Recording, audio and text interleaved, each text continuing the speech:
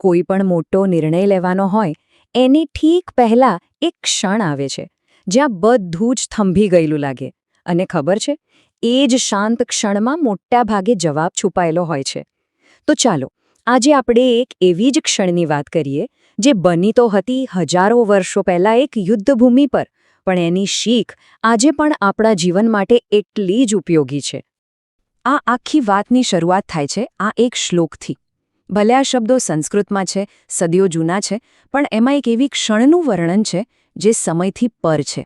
એક એવી ક્ષણ જ્યારે એક મહાન યોદ્ધાએ પોતાના સારથીને કહ્યું, રથ રોકો, અને બસ જાણે એ એક પળ માટે ઇતિહાસ પણ થંભી ગયો. તો આ દૃશ્ય છે ક્યાંનું? કુરુક્ષેત્રનું મેદાન. જરા કલ્પના કરો, બંને બાજુ લાખોની સેનાઓ સામસામે ઊભી છે, યુદ્ધ માટે એકદમ તૈયાર. શંખ વાગી ચૂક્યા છે, તલવારો મ્યાનમાંથી બહાર આવી ગઈ છે, વાતાવરણમાં એકદમ તંગદિલી છે, અને આ બધાની બરાબર વચ્ચે આપણી આ વાર્તા આકાર લઈ રહી છે. હવે આ ક્ષણના કેન્દ્રમાં કોણ છે?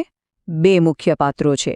એક છે ગુડાકેશ એટલે કે અર્જુન, જેણે ઊંઘ પર વિજય મેળવ્યો છે, પણ આજે એનું પોતાનું મન જેના કાબૂમાં નથી. અને બીજા છે ઋષિકેશ એટલે કે શ્રીકૃષ્ણ, જે ફક્ત અર્જુનના સારથી નથી પણ એના સૌથી મોટા માર્ગદર્શક પણ છે. તો અર્જુનના કહેવાથી કૃષ્ણ રથને ક્યાં લઈ જઈને ઊભો રાખે છે? બંને સેનાઓની ઠીક વચ્ચે. અને જુઓ, આ કોઈ સામાન્ય જગ્યા નથી. આ એવો પોઈન્ટ છે જ્યાંથી અર્જુન પોતાની સેનાને પણ જોઈ શકે છે અને સામે દુશ્મન સેનાને પણ. અહીંથી આખા સંઘર્ષનું, આખી પરિસ્થિતિનું એકદમ સ્પષ્ટ ચિત્ર દેખાય છે. અને બસ અહીંથી જ અસલી લડાઈ શરૂ થાય છે. પણ આ લડાઈ તીર કે તલવારની નથી. આ લડાઈ તો અર્જુનના મનની અંદર ચાલી રહી છે. બહારનું યુદ્ધક્ષેત્ર તો જાણે એક પડછાયો છે, સાચું યુદ્ધ તો એની અંદર મંડાયું છે. અહીં જે શબ્દો વપરાયા છે ને, એ બહુ જ મહત્વના છે. અર્જુનનું મન ખાલી દુઃખી નથી, પણ એ આંદોલિત અને વિચારશીલ છે. મતલબ કે એના મગજમાં વિચારોનું એક ભયંકર તોફાન ચાલી રહ્યું છે. એક એવી ઊંડી દ્વિધા ચાલી રહી છે જે એને અંદરથી હચમચાવી રહી છે. તો આ દ્વિધા છે શું? વિચારો. એક તરફ છે એનું કર્તવ્ય, એક ક્ષત્રિય તરીકે ધર્મ અને ન્યાય માટે લડવું જ પડે. અને બીજી તરફ એક કડવું સત્ય છે કે સામે જે શત્રુઓ ઊભા છે એ કોઈ બીજા નહીં, પણ એના પોતાના જ દાદા, એના ગુરુઓ અને એના ભાઈઓ છે. કર્તવ્ય અને કરુણા વચ્ચેનો આ સંઘર્ષ અર્જુનને અંદરથી તોડી રહ્યો છે. અને બરાબર આ જ સમયે કૃષ્ણની ભૂમિકા શરૂ થાય છે. જુઓ, એ કોઈ સેનાપતિની જેમ આદેશ નથી આપતા. એ તો એક શાંત માર્ગદર્શક બનીને અર્જુનને એક નવો દૃષ્ટિકોણ, એક નવો નજરિયો આપે છે. એમનો હેતુ એ નથી કે તેઓ અર્જુન માટે નિર્ણય લે, ના. એમનો હેતુ છે કે અર્જુન પોતે નિર્ણય લઈ શકે, એટલો સક્ષમ બને. કૃષ્ણના શબ્દો ખાલી દિલાસો નથી. એ તો જાણે અર્જુનને આખી પરિસ્થિતિને એક અલગ જ ઊંચાઈથી જોવાની દૃષ્ટિ આપે છે. અને આ દૃષ્ટિ જ તેને આ ભયાનક દ્વિધામાંથી બહાર નીકળવાની સ્ટ્રેટેજી અને સાચું પગલું ભરવાની હિંમત આપે છે. અહીં આ આખી વાતનો સાર આવી જાય છે.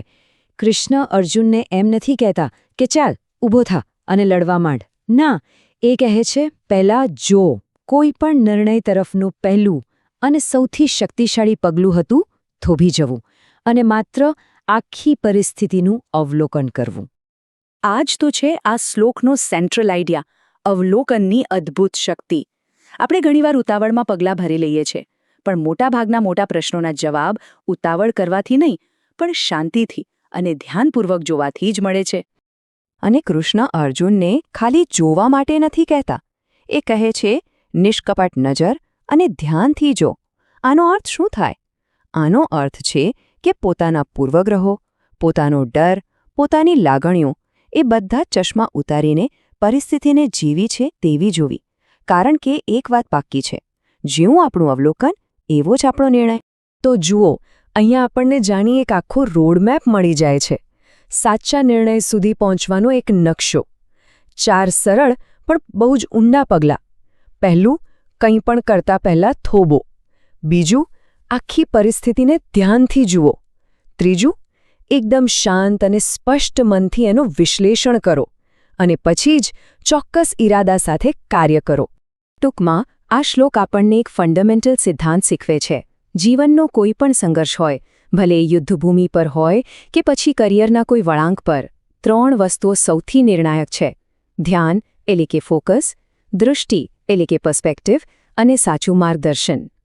હવે સવાલ એ થાય કે હજારો વર્ષ જૂની આ વાતનો આજે આપણે શું કરવું? એ આપણા માટે કેમ મહત્વની છે? કારણ કે આપણા બધાના જીવનમાં ક્યારેક ને ક્યારેક તો કુરુક્ષેત્ર આવે જ છે. એવા વળાંક આવે જ છે જ્યાં 2 મુશ્કેલ રસ્તાઓમાંથી કોઈ એક પસંદ કરવાનો હોય, અને ત્યારે અર્જુનની જેમ જ આપણું મન પણ દ્વિધામાં ફસાઈ જાય છે. તો આ પ્રાચીન જ્ઞાનમાંથી આપણા માટેના મુખ્ય મુદ્દા કયા? સૌથી પહેલું, કોઈપણ મોટો નિર્ણય લેતી વખતે ઉતાવળ કરવાને બદલે એક ક્ષણ રોકાવું ખૂબ જરૂરી છે. બીજું, શાંતિથી પરિસ્થિતિનું અવલોકન કરવાથી જ મનમાં સ્પષ્ટતા આવે છે. ત્રીજું, કોઈપણ પગલું ભરતા પહેલાં એક મોટો દૃષ્ટિકોણ કેળવવો જ પડે. અને છેલ્લું, સાચું કાર્ય હંમેશા આખું ચિત્ર સમજ્યા પછી જ થાય છે. તો અંતે એક સવાલ જે આપણે બધાએ પોતાની જાતને પૂછવાનો છે: જ્યારે આપણે જીવનના કોઈ એવા વળાંક પર ઊભા હોઈએ જ્યાં મનમાં આવો જ કોઈ સંઘર્ષ ચાલતો હોય, ત્યારે જો આપણે પણ એક ક્ષણ માટે આપણો રથ રોકીએ અને બંને પરિસ્થિતિઓની બરાબર વચ્ચે ઊભા રહીને જોઈએ, તો આપણને ખરેખર શું દેખાય છે? બની શકે કે જવાબ ત્યાં જ આપણી રાહ જોઈ રહ્યો હોય.